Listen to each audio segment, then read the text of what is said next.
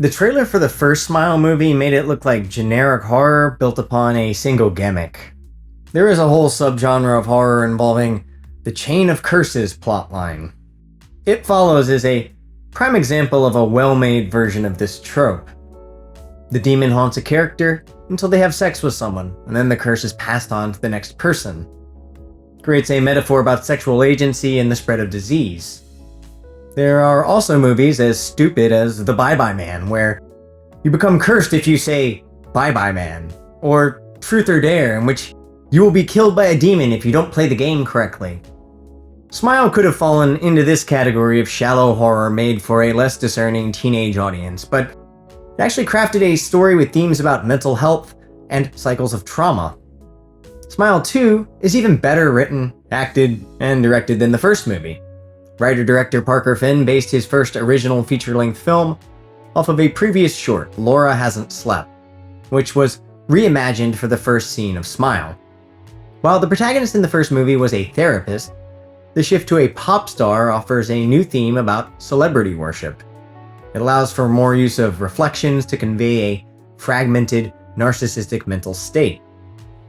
Like the first movie, the sound design uses distortion for startling jump scares. The sound dynamics provide great representation of the character's psychological state, as her hallucinations become more elaborate. The synthesizers on the soundtrack are atmospheric, and the visual world of this modern pop star is vibrant and expressionistic. The filmmaking is generally more stylish than before, with increasingly creative cinematography. The camera pans and rotates in unusual ways, sometimes entirely flipped upside down for a sense of disorientation. The increased budget allows for more explicit and convincing gore effects, but it's nothing excessive when compared to the Terrifier movies.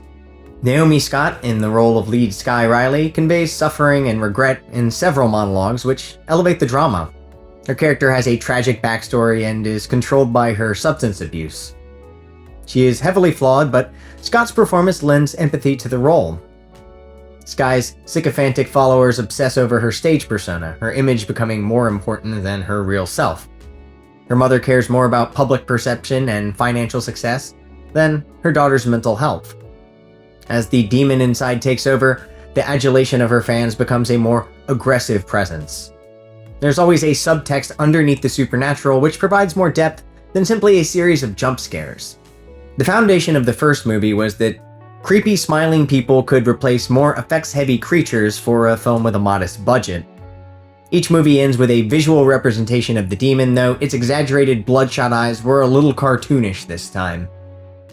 The idea of what you're not seeing is scarier because it plays with your imagination.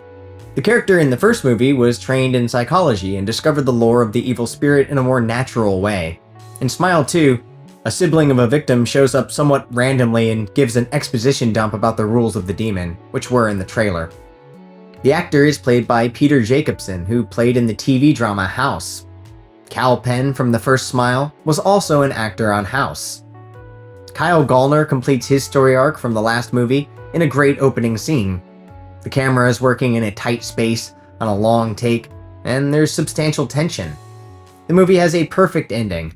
It's the obvious choice, and the best thing about the ending is that it could be a definitive conclusion to the franchise. Finn has stated that his next movie will be a remake of the wild cult classic Possession, in which Isabella Adjani's character has sex with a tentacled creature. At the last moment, it yelps in terror. It's not a movie that needs a remake, but I'd rather see that than Smile 3. Even though I really liked Smile 2, it's better to go out on a high than see diminishing returns on another sequel.